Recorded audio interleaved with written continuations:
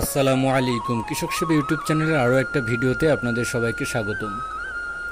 আজকে আমি আপনাদের মাঝে আলোচনা করব এসিআই ক্রপ কেয়ার লিমিটেডের একটি অত্যন্ত মানসম্পন্ন কীটনাশক, সেটা হল টিডো। এই টিডো একটি শোষক পোকা দমন করার জন্য কার্যকরী কীটনাশক। যারা ব্যবহার করেন তারা অবশ্যই জানেন এ সম্পর্কে, আর যারা ব্যবহার করেন না তারা অবশ্যই এই কীটনাশক ব্যবহার করবেন। আপনাদের ফসলে খুব ভালো রেজাল্ট পাবেন। টিডো 20 SL ইমিডাক্লোপিড গ্রুপের একটা কীটনাশক।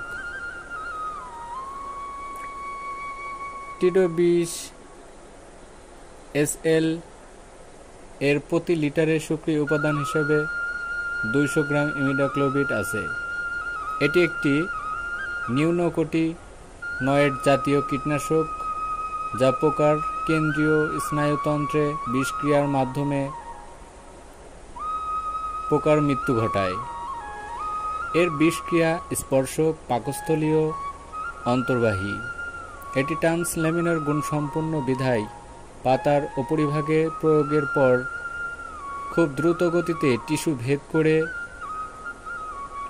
নিচে পৌঁছে যায় এবং এর মাধ্যমে যে শোষক শ্রেণীর পোকা রয়েছে সেই পোকাগুলো খুব দ্রুত মেরে ফেলতে পারে। এই টিডো যদি আপনারা গাছের শিকড়ে ব্যবহার করেন তাহলে শিকড়ের মাধ্যমে খুব দ্রুত গাছের মধ্যে ছড়িয়ে পড়ে এবং পোকা দমন করে। টিডো অত্যন্ত কার্যকরী একটি কীটনাশক। এই টিডো আপনারা কোন কোন ফসলে ব্যবহার করবেন এবং কতটুকু ব্যবহার করবেন এবং কি কি পোকা দমন করতে পারবেন এই টিডো প্রয়োগ করে।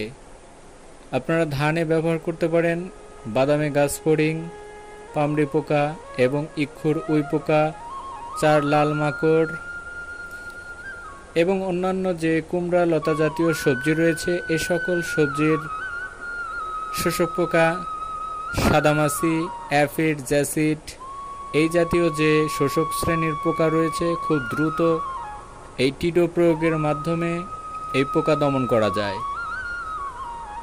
আপনারা চাইলে ব্যবহার করে দেখতে পারেন এই টিডো আপনারা প্রতি লিটার পানিতে 1/2 মিলি হারে ব্যবহার করবেন এবং বিকেলবেলা স্প্রে করার জন্য চেষ্টা করবেন।